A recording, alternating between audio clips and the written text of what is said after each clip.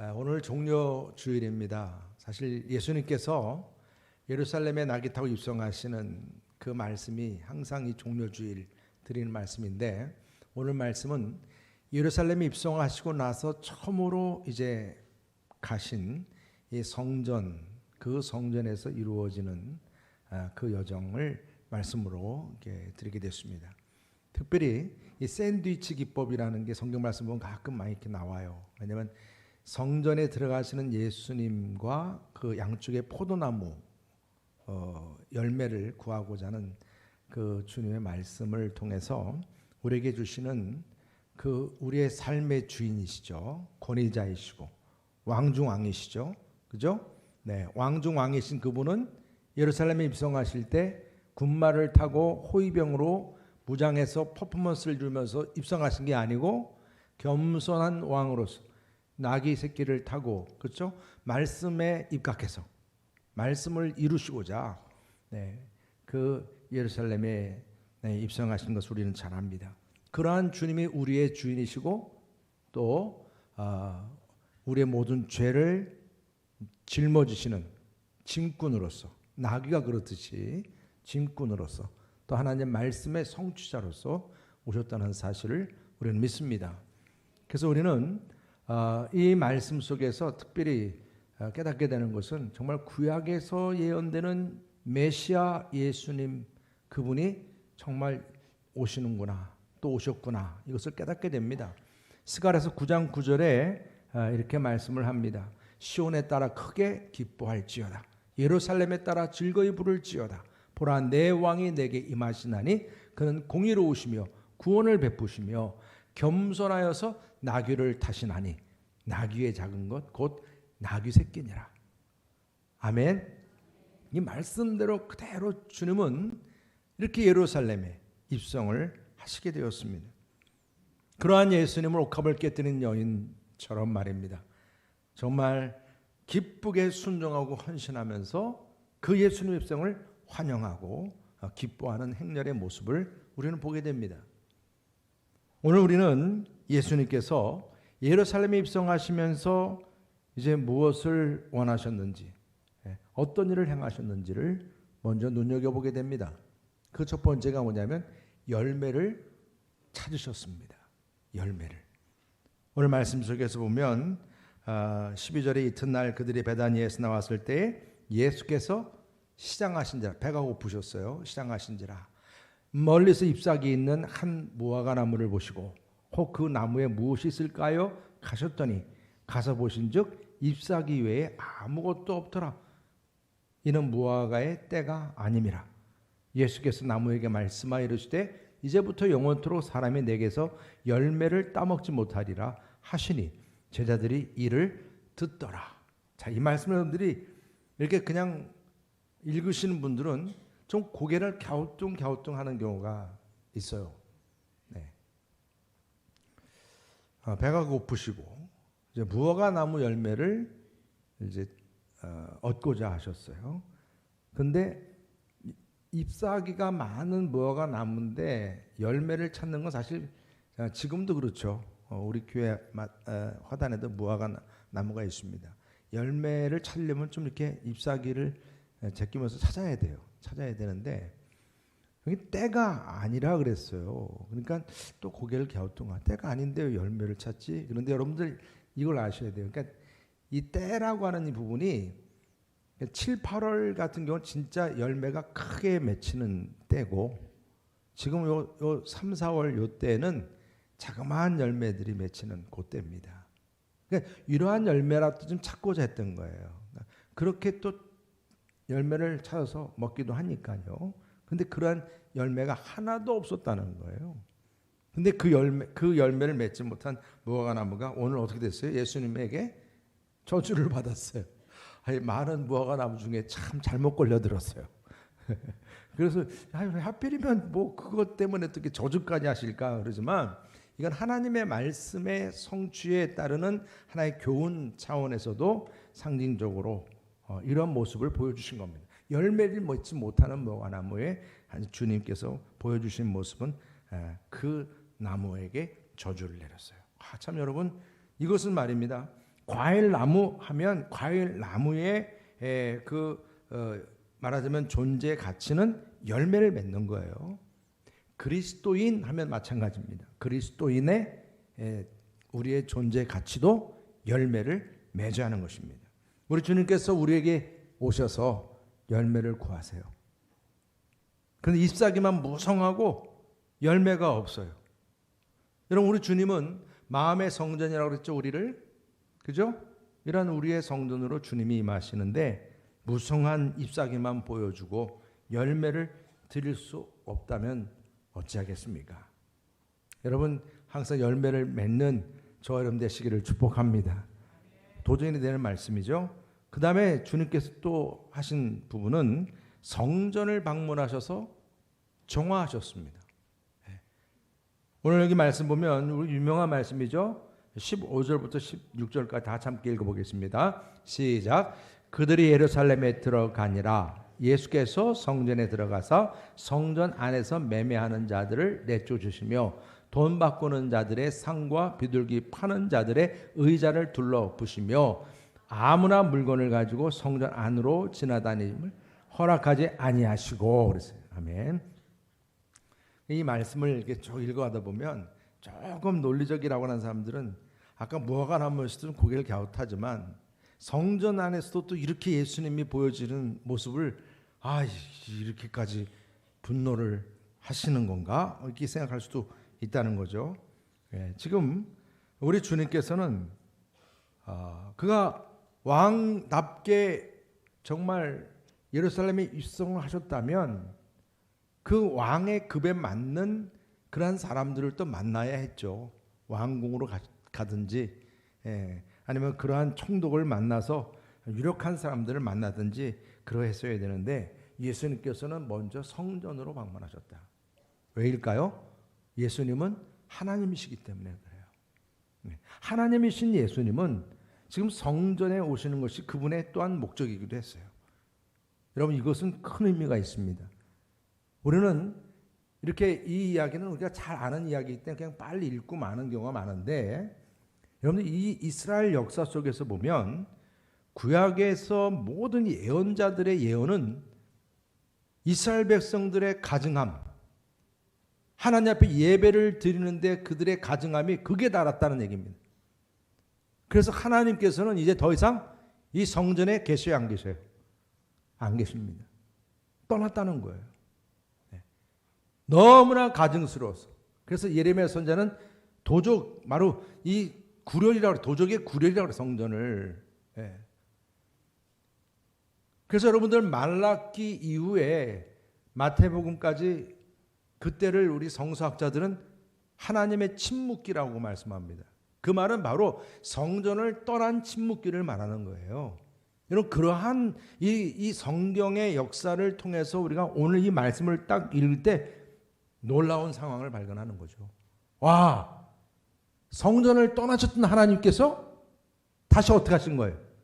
성전에 임하셨다는 거예요. 여러분, 이 사실을 여러분들이 보셔야 되는 거예요. 성전에 떠났던 하나님께서 이제 성전에 임하신 거예요. 근데 그 임하신 하나님은 눈에 보이지 않는 막연한 하나님이 아니고 아들 예수 그리스도의 모습으로 하나님으로 성전에 임하셨다는 겁니다. 오늘 그 하나님께서 오늘 이 성전에 임하셔서 이 예배를 받으시는 하나님이신 예수님이 막상 이 성전에 와서 보니 오늘도 여러분 우리 주님이 우리 이 성전에 함께 하시는 줄 믿으시기 바랍니다. 오셨어요. 와 계십니다. 그런데 보니까 이 예루살렘 땅에 열매를 맺지 못하는 이유가 여기 있었구나. 여러분, 하나님의 성전에서 생명수가 흘러나와야 되는 줄 믿으시길 바랍니다. 그 생명수는 이 지역을 변화시키는 거예요. 열매 맺게 하는 거예요. 우리 여러분교회도 그런 사명이 있음을 믿으시길 바랍니다. 여러분들이 한 사람 한 사람의 성전이라면 여러분들의 삶의 처소에서도 열매를 맺는 역사가 일어나는 거예요. 여러분을 통해 생명의 역사가 일어나는 것이죠. 아멘이죠. 그런데 이 성전에서 보니까 구정물이 지금 나고 있으니 주님이 모시는 겁니다, 여러분. 여러분, 우리가 예배를 드리면서 주님 앞에 선다는 게 뭘 의미합니까? 우리 주님 앞에 우리의 민낯이 드러난다는 얘기죠. 왜? 그분은 진리이시고 생명이시고 길 되신 분이시니까.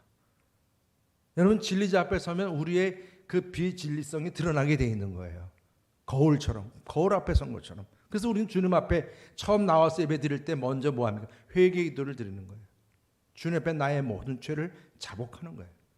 이게 번제단 아니겠습니까? 주님 앞에 내 죄를 내려놓고 주님 보좌 앞으로 나아가는 거 아니겠습니까? 근데 성전 자체가 이미 이렇게 그냥 아예 열매를 맺지 못하는 그러한 처지가 되어버렸다는 얘기는 성전이 아니라 환전소가 되어버렸고 물건을 파는 시장처럼, 여러분 시장은 사회의 경제의 지표가 되는 중요한 자리잖아요. 근데 성전이 시장처럼 되어버렸다는 얘기가 무엇을 의미하겠습니까? 여기서 막 돈을 바꾸는데 이게 처음에는 의미 있게 시작을 했겠죠. 물론 성전에 말하자면 그 동전 안에 로마 황제의 사진이, 그 그림이 있는 것을 어떻게 하나님께 드리겠느냐. 그래서 그것을 성전세로서 드릴 때 성전에 쓰는 이 동전으로 바쳤겠죠. 그걸 바꾸는 좋은 의도였겠지만은 나중에 이것이 변색이 된 거죠. 하나님 앞에 흠없는 제물을 드리라. 정말 흠없는 걸 드려야 되는 게 맞죠.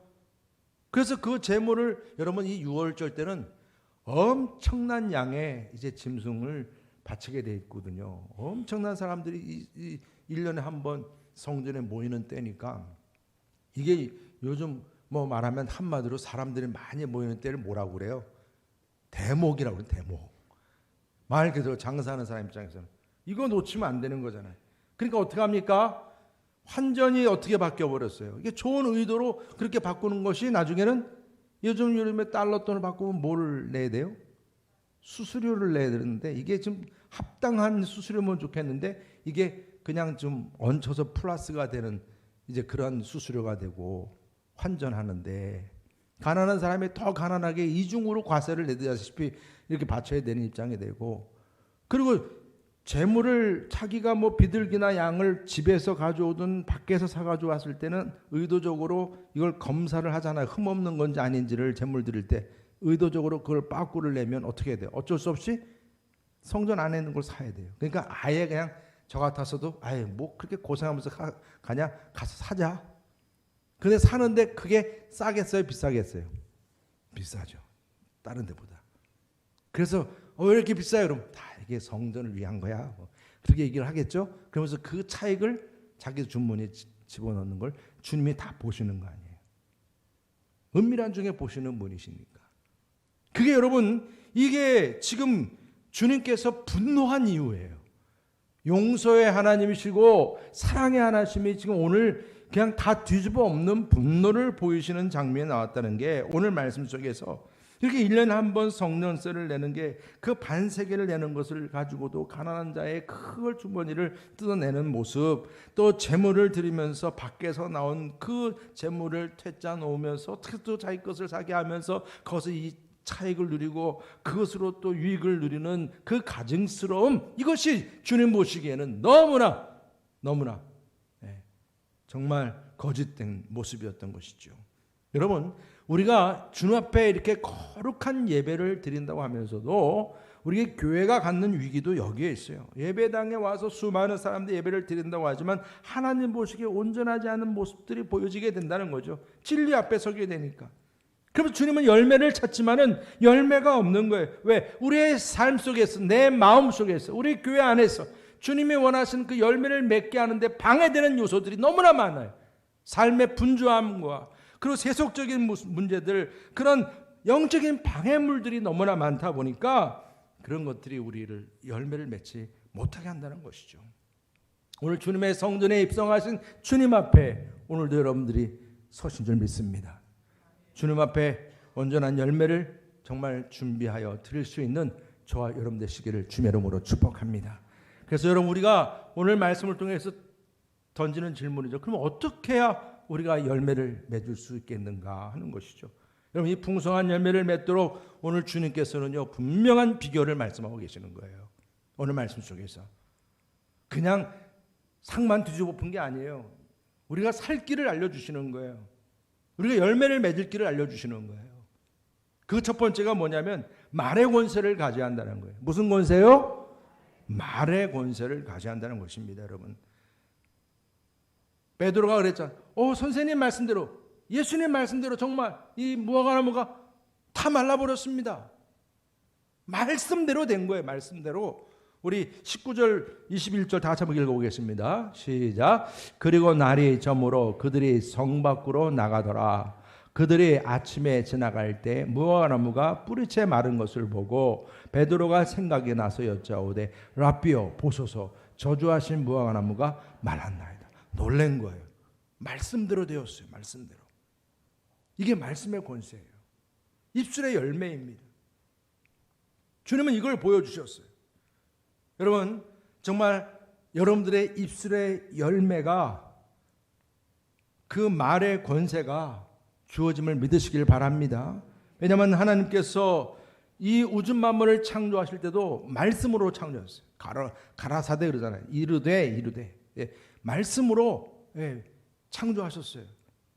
그렇다면 우리들 역시 창조하실 때 누구 형상으로? 하나님의 형상으로. 여러분, 하나님의 형상이라는 것이 다른 게 아닙니다. 여러분, 하나님의 정말 나처럼 생겼나? 되게 못생겼네. 뭐 이러면 안 돼요. 네. 하나님은 우리의 형상이라는 게 대표적인 게 바로 이 말의 권세. 이것을 우리가 담도록 만든 줄 믿으시길 바랍니다. 그래서 우주 만물을 창조하시는 말의 권세가 우리에게도 주어졌다는 거예요. 그러한 능력이 있다는 것입니다. 그래서 말의 권세를 가지고 우리가 한마디 한마디를 그래서 잘해야 되는 거예요. 발 없는 말이 몇 일가요? 그리고 또 뭐죠? 한마디 말로 이게 천자가 많이 들어가잖아요. 그렇죠? 천자를 참 좋아했던 것 같아요. 옛날에는. 말 한마디가 이렇게 사람을 변화시키고 상황을 변화시키고 죽음에서 생명으로 옮겨지는 역사가 일어나는 이 말의 권세. 이게 하나님께서 하나님의 형상의 인간들에게 주신 축복이에요. 축복. 이 말의 권세를 가지라. 오늘 주님께 주신 음성으로 받으시기를 바랍니다. 그러니까 자녀들에게 함부로 말하면 안 돼요. 주변 사람들은 말 함부로 하면 안 돼요. 그래서 말의 권세를 가지고 이제 입술의 열매를 맺도록 하라. 그래서 여러분들 말의 권세를 갖기 위해서는 그러니까 무엇을 여러분들의 마음에 담아야 돼요? 말씀을 담아야 돼요. 그래서 말씀을 우리는 항상 듣는 것을 사모하고 읽고 그리고 또 말씀을 공부하고 공부하는 게 뭐냐? 펜만 들으면 돼요. 그래서 뭐 쓰면 공부하는 거예요. 그렇잖아요? 공부하고 그리고 또 말씀을 암송도 하고 그 암송도 자꾸 하다 보면 자꾸 늘어요. 30분 암송하던 게 10분이면 암송하게 돼요. 그리고 묵상하고 큐티하고 매일같이 말씀을 우리가 큐티하면 우리 교회는 매일 성경으로 매일 큐티하잖아요. 그러니까 이렇게 그날 주어주는 말씀으로 우리가 무장하게 될 때 내 마음 안에 누가 계세요? 말씀이 계세요. 성령이 계세요. 주님이 계세요. 그러면 내 입술이 말의 권세자가 되는 줄 믿으시길 바랍니다. 그래서 이처럼 정말 하나님의 말씀의 권세를 가지고 열매를 맺는 저와 여러분 되시기를 주님의 이름으로 축복합니다. 그러니까 우리가 항상 이 말의 권세를 염두에 둬야 되고 또 한 가지는 기도만이 열매를 맺게 한다는 거예요. 뭐가요? 기도입니다. 기도. 그래서 오늘 17절 18절 다 한번 읽어보시겠습니다. 시작. 이에 가르쳐 이르시되 기록된 바 내 집은 만민이 기도하는 집이라 칭함을 받으리라고 하지 아니하였느냐. 너희는 강도의 소굴을 만들었도다 하시매 대지상들과 서기관들이 듣고 예수를 어떻게 죽일까 하고 꾀하니 이는 무리가 다 그의 교훈을 놀랍게 여김으로 그를 두려워함일러라. 아멘.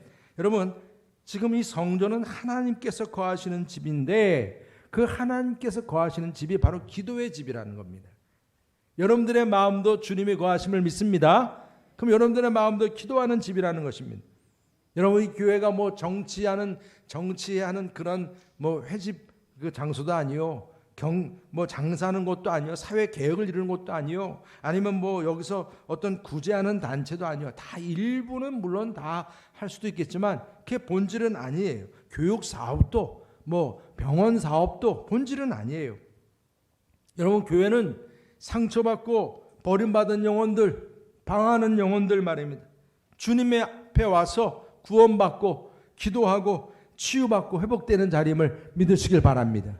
그래서 이사야 선지자도 이렇게 말씀했어요. 56장 7절 다 함께 읽어보겠습니다. 시작. 내가 곧 그들을 나의 성산으로 인도하여 기도하는 내 집에서 그들을 기쁘게 할 것이며 그들의 번제와 희생을 나의 제단에서 기꺼이 받게 되리니 이는 내 집은 만민이 기도하는 집이라 일컬음이 될 것임이라. 아멘.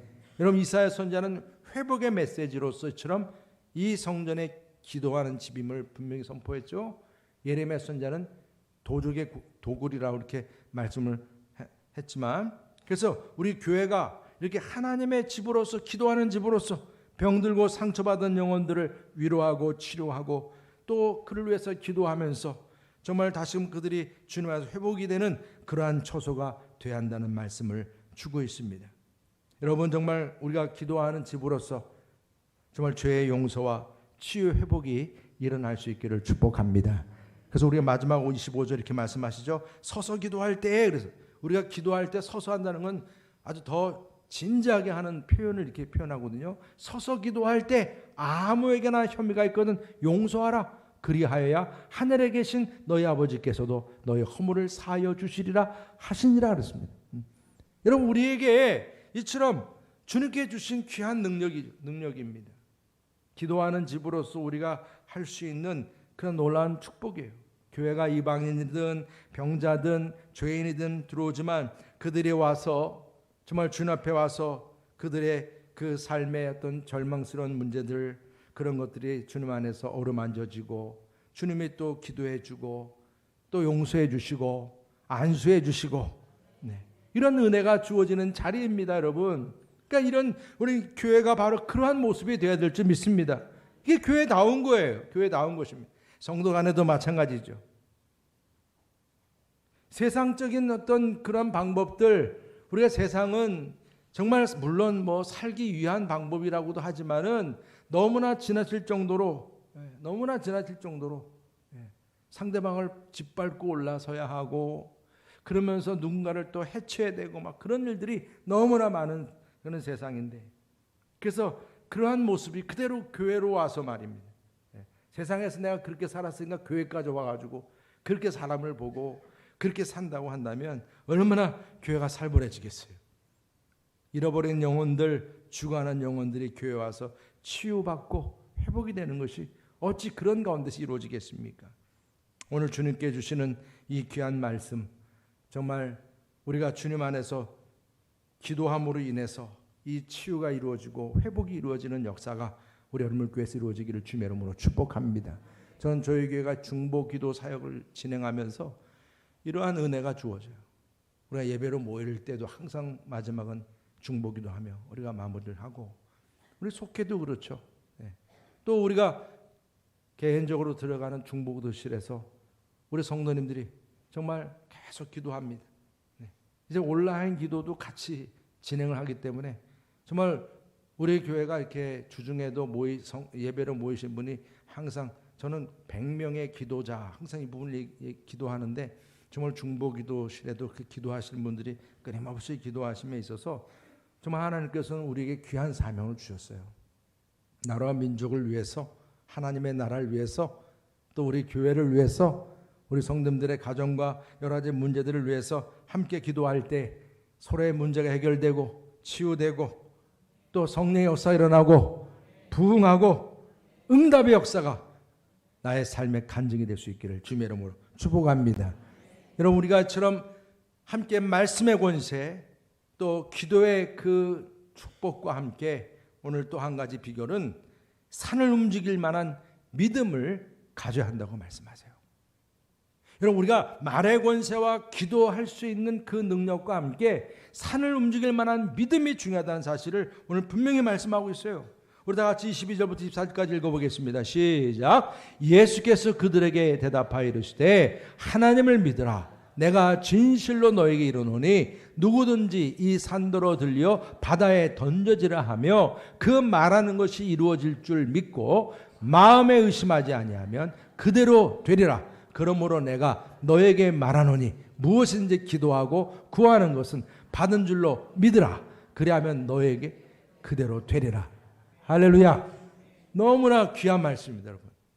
암송하세요. 이 마지막 25절, 24절 같은 경우는 그러므로 내가 너에게 말하노니 무엇인지 기도하고 구하는 것은 받은 줄로 믿으라. 아멘. 받은 줄로 믿으라. 그리하면 너에게 그대로 되리라. 여러분, 우리가 이처럼 이러한 기도가 다 믿음으로, 근데 그 믿음이 그냥 믿음이 아니라 뭐를 움직이는 거예요? 산을 움직일 만한 믿음. 그러니까 여러분, 우리가 이런 믿음이 주어지면 상상할 수 없는 역사를 우리가 체험하게 되는 걸 말씀하고 있는 것입니다. 왜? 믿음의 세계는 우리가 계산하는 이 수리 과학의 세계가 아니라 영적인 세계예요. 하나님의 영역이기 때문에 그래요. 그렇기 때문에 우리는 이러한 하나님의 영역과 그 모든 하나님의 역사를 믿음으로 받아들입니다. 믿음으로. 그래서 우리가 지난 시간에도 같이 나누었죠. 마태복음 7장 7절에서 8절 말씀. 그죠? 우리 다 같이 함께 한번 읽겠습니다. 시작. 구하라 그리하면 너에게 주실 것이요. 찾으라 그리하면 찾아낼 것이요. 문을 두드리라 그리하면 너에게 열릴 것이니 구하는 이마다 받을 것이요. 찾는 이는 찾아낼 것이요. 두드리는 이에게는 열릴 것이니라. 아멘. 제가 이 말씀은 이 기도 단계가 계속 어떻게 한 단계씩 더 진보되는 단계라고 그랬죠. 팔로우업이라고 그랬어요. 계속 구하라, 또 찾으라, 두드리라. 그렇죠? 구하다가 또 안 되면 찾고 찾아낼 것이요 그랬잖아요. 찾아내고 또 안 되면 어떻게 해요? 문을 두드려서라도 열게 하라는 것이죠. 이게 다 하나님께서 도와주시는 역사예요.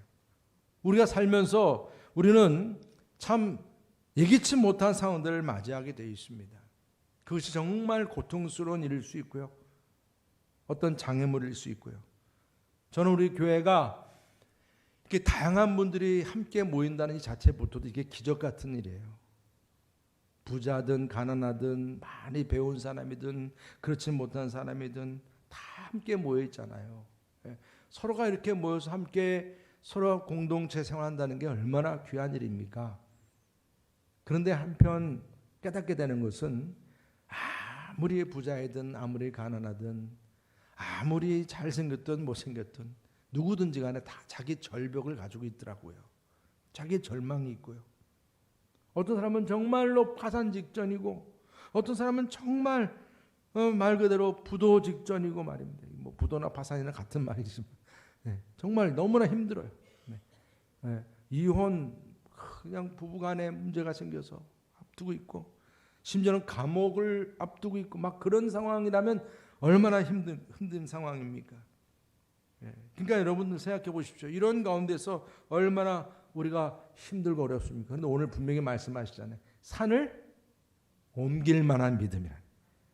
여러분 이러한 참 믿음 안에서 여러분들이 가지고 있는 그런 모든 문제들이 주님 안에서 해결되고 풀어지는 역사가 주어지기를 주님의 이름으로 축복합니다.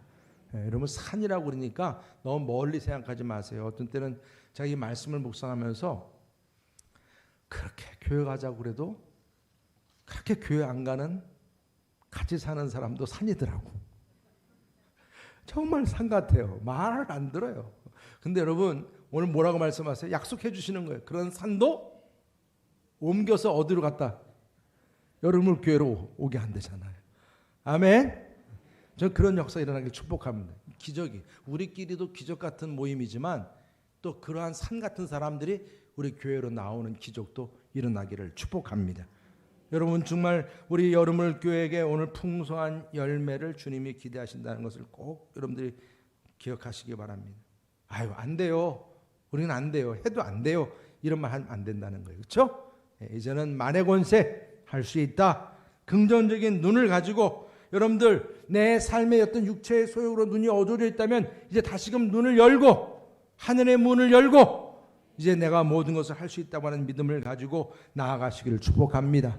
또한 여러분들 삶 속에 하나님의 말씀의 권세를 가지고 오늘 분명히 말씀을 주셨어요. 산을 움직일 만한 믿음을 가지고 주님께 구할 것을 구하라, 찾으라, 두드리라 그랬습니다. 이번 사순절 특별 새벽 기도 동안에 주님께서 원하시는 이 말씀의 열매를 위해서 말씀의 권세를 여러분들이 다시 받으시고 기도의 능력을 받으시고 믿음의 능력을 다시 회복할 수 있기를 주님의 이름으로 축복합니다. 부족하다고 여겨지면 다시금 믿음으로 받은 줄로 믿고 구하라. 믿고 구하라. 여러분, 주님께서 오늘 주신 약속의 말씀대로 여러분들 모두에게 주님이 원하실 때 놀라운 열매를 또한 드릴 수 있기를 원합니다. 이번 이 귀한 집회를 통해서 주님 우리에게 말씀의 권세, 기도의 권세, 믿음의 권세를 덧입혀 주옵소서. 함께 기도할 수 있기를 주님의 이름으로 축복합니다. 우리 시간 다 같이 함께 너의 하나님 여호와가 함께 찬양하기를 원합니다. 정말 하나님은 우리의 전능자가 되세요.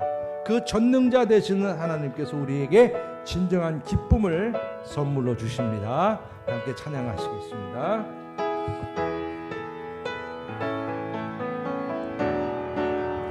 너의 하나님 여호와가 너의 가운데 계시니 그는 구원을 베푸실 전능자 전능자시라.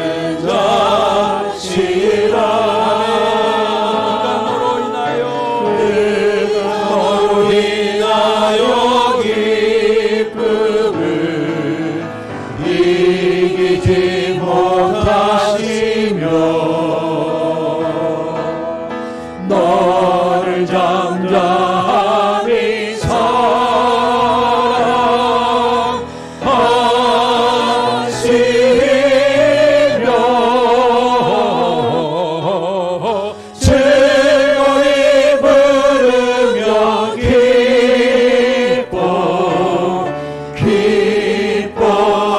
즐거이 부르며 너의 하나님 여호와가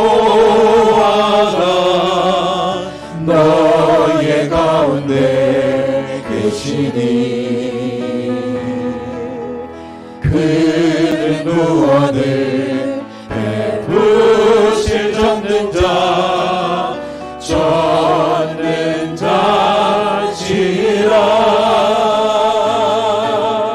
그가 너로 인하여 기쁨을 이기지 못하시며 너를 잠잠히 사랑하시며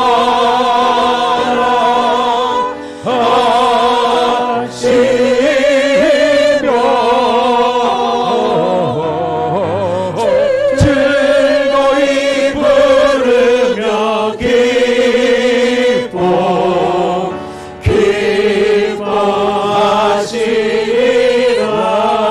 기뻐하시리라. 여러분, 전능하신 하나님, 그분이 우리의 아버지이심을 믿으시기 바랍니다. 그 하나님 함께 하심을 여러분들이 믿고 산을 움직일 만한 믿음을 가지고 여러분들의 큰 기쁨이 함께 하시기를 축복합니다. 옆에 분들에게 서로 축복하시길 바랍니다. 열매 맺는 성도가 됩시다. 우리 사순절 또 특세 또 만납시다.